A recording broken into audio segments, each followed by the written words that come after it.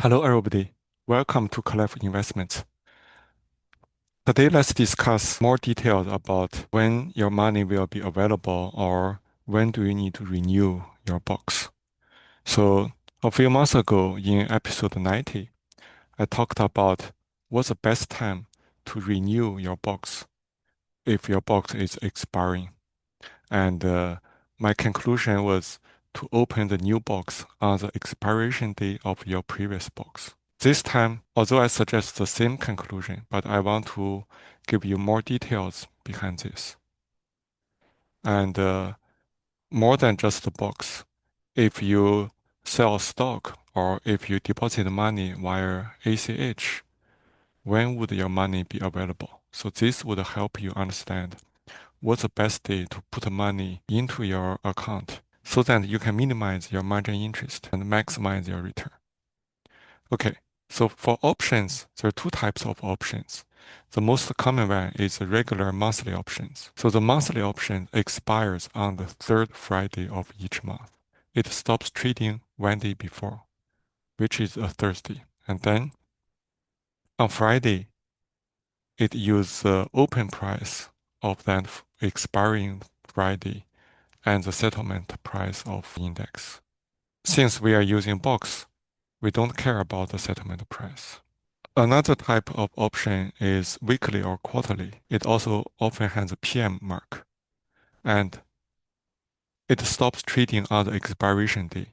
For the quarterly, it's the last day of the quarter, the month or the year. And for weekly, it can be any day.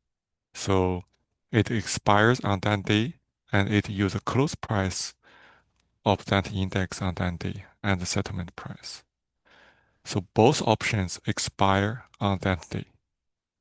And if that day is Friday, which is highly recommended because the Friday regular monthly option has the best liquidity, then when a short box expires, your account will be deducted by amount of money which is the same as the size of the box.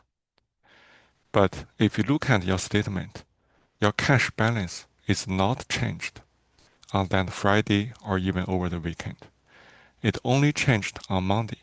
So you get charged by the margin interest on Monday if on Monday your cash balance is still negative. So if you open a short box on the previous Friday before the weekend, then the cash balance is also not changed on the Friday or over the weekend, and it will change on Monday.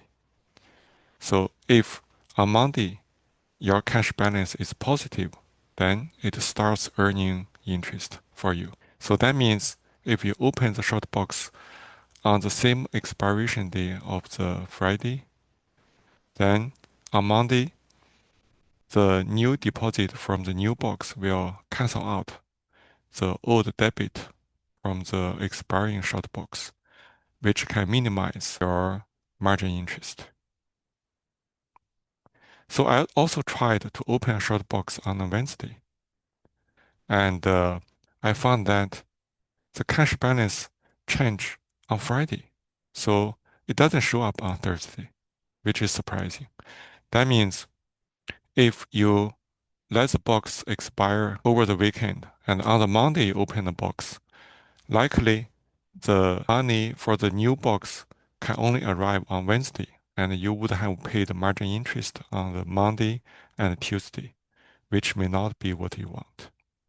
So still, you want to open the box on the expiration Friday. And if when a box expire, you don't want to renew a new box to avoid margin interest, but you want to sell some stocks to reduce your leverage, then it also takes one day.